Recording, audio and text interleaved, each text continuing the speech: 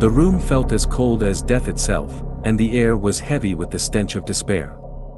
My heart raced as I tried to make sense of the suffocating darkness that enveloped me. Panic gnawed at my sanity, for I knew that something malevolent was lurking in the shadows, something far more sinister than I could have ever imagined. It all began on a desolate winter's night. The wind howled, and the trees scratched their skeletal branches against my windowpane. The news warned of a potent storm approaching, urging everyone to stay indoors. I, however, had grown restless, and the prospect of being cooped up in my small, dimly lit apartment held no appeal. Against my better judgment, I decided to venture outside. As I stepped out into the cold, the biting wind cut through my coat like icy daggers.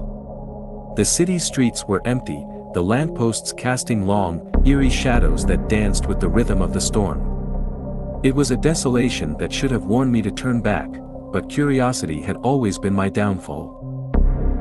I wandered the darkened streets, my footsteps echoing in the silence. It was then that I saw it, a dilapidated building that seemed out of place amidst the modern cityscape. Its time-worn facade spoke of an era long forgotten, and its entrance beckoned me with an otherworldly allure. Without a second thought, I ventured inside. The interior was even more decrepit, with tattered wallpaper peeling from the walls and a pungent odor that hung in the air. The air grew colder, and I shivered as an unsettling feeling crept over me. I should have turned back, should have left that accursed place, but something compelled me to continue. Deeper into the building I ventured, each step taking me further from the world I knew. The hallways twisted and turned like a labyrinth, and I felt as though I had entered another dimension entirely.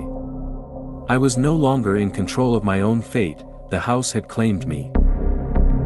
Then, I found it, a room unlike any other. The door stood ajar, as though it had been waiting for me. Inside, a single gas lamp flickered, casting eerie shadows across the room. The centerpiece was an ornate mirror that reflected nothing but darkness. As I approached the mirror, I could feel a malevolent presence emanating from its depths. My own reflection, distorted and grotesque, stared back at me with hollow eyes. The room seemed to close in around me, and I knew that I had stumbled into a nightmare from which there was no escape. A haunting whisper filled the air, a voice that seemed to emanate from the very walls. It spoke of ancient rituals and unspeakable horrors, of a dark force that had been imprisoned within the mirror for centuries. I realized, with a growing sense of dread, that I had become a part of its sinister plan. I tried to flee, to escape the room and the house itself, but an invisible force held me in its grip. The mirror began to warp, its surface contorting and shifting, and I could see glimpses of a realm beyond our own, a realm of torment and suffering. With a deafening crack, the mirror shattered, and the room was consumed by an otherworldly darkness. I felt myself being pulled into its depths, my screams drowned out by the malevolent laughter of the ancient force. In an instant, I found myself in a nightmarish dimension, a realm of shadows and despair. The ancient force revealed itself, a grotesque entity that defied description. It spoke of an insatiable hunger, of the souls it had devoured over the centuries, and of the power it had gained from each victim. It was then that I understood the true horror of my situation. I was not the first to be ensnared by the house and its malevolent mirror, nor would I be the last.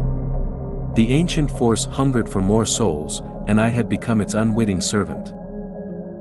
I tried to fight back, to resist the force that sought to consume me, but it was futile.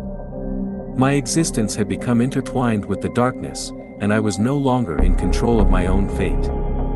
The malevolent entity had claimed me, and I was condemned to an eternity of torment. As the darkness closed in around me, I could feel the ancient force growing stronger, more powerful, and I knew that there was no escape from the horror that had become my reality. I had ventured into the abyss, and the abyss had claimed me as its own. And so, dear reader, heed my warning. Beware the allure of the unknown, for there are forces in this world that are beyond our comprehension. The darkness that lurks in the shadows may one day claim you, as it claimed me, and there is no escape from the horrors that await in the abyss.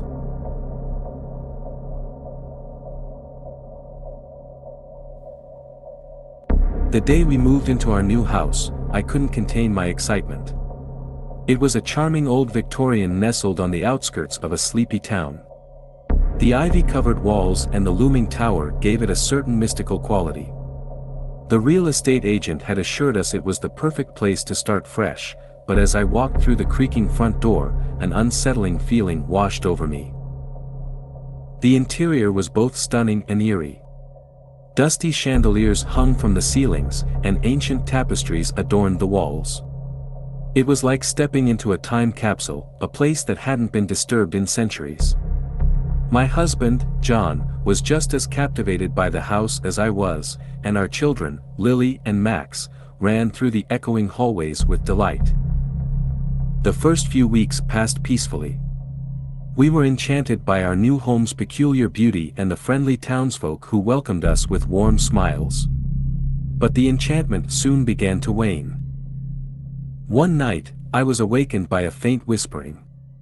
It was like a soft chorus of voices echoing through the house.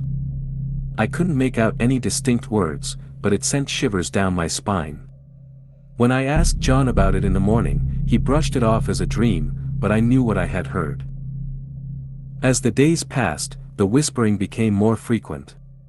I could hear it in the walls, the ceilings, and even beneath the floors.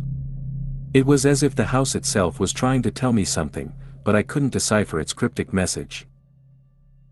Then, one evening, as I was tucking Lily into bed, she looked up at me with wide, fearful eyes. "Mommy, there's a man in my closet," she whispered. My heart raced as I peered into the dark closet, but there was nothing there. John and I assured her it was just a bad dream, but I couldn't shake the feeling that something was amiss. That night, I couldn't sleep. I kept hearing the whispering, louder now, like a congregation of restless spirits. I crept out of bed and followed the sound down into the basement. The air grew heavy, and the whispers turned into chilling chants that seemed to emanate from the very walls. In the dim light of the basement, I saw it, a door. It was an ordinary door, just like any other in the house, but it seemed to pulse with an otherworldly energy. The whispers were coming from behind it, and I knew I had to open it, to confront whatever lay beyond. My trembling hands gripped the doorknob, and I slowly turned it. The door creaked open, and I stepped into a realm of darkness. It was like a cavern, stretching far beyond the confines of the house. The whispers surrounded me, and I could feel a presence, a malevolent force, lurking in the shadows. As I ventured further into the abyss, I came upon a chamber. The walls were covered in ancient symbols, and in the center of the room lay a stone pedestal with an ornate book resting upon it. The book seemed to pulse with an eerie light, and I could hear the whispers emanating from its pages. As I reached out to touch the book, it opened of its own accord. The pages were filled with cryptic incantations and dark rituals. The whispers grew louder, and I could sense a sinister presence, an entity that had been bound to this place for centuries. Suddenly, the room was filled with a blinding light, and a figure appeared before me. It was a woman, her eyes hollow and filled with sorrow. She spoke of a curse that had plagued our new house, a curse born of greed and dark magic. The house had been built upon an ancient burial ground, and the spirits of the restless dead had been bound to the place. The woman implored me to break the curse, to free the souls that were trapped within the house. She handed me a small, ornate dagger and told me that it was the only way to sever the ties that bound the spirits to this realm. With the dagger in hand, I returned to the house and began the ritual. The whispers grew louder, and I could feel the malevolent force pushing back.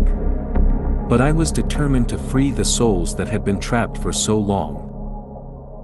As I plunged the dagger into the heart of the house, a blinding light filled the room, and the whispers turned into anguished cries. The house began to shake, and I could see the spirits, their ethereal forms rising from the floors and walls. And then, in an instant, it was over. The house fell silent, and the oppressive presence that had haunted us was gone. I knew that the curse had been broken, that the souls had finally found peace. Our new house was no longer a place of fear and darkness. It was a place of light and hope, a place where our family could finally find the happiness we had been seeking. The townsfolk welcomed us once again, their smiles warmer and more genuine than ever. But I knew that our new house would always be a place of secrets, a place where the past and the present were irrevocably intertwined. And as I looked at my family, I couldn't help but wonder what other mysteries our new home held, waiting to be discovered.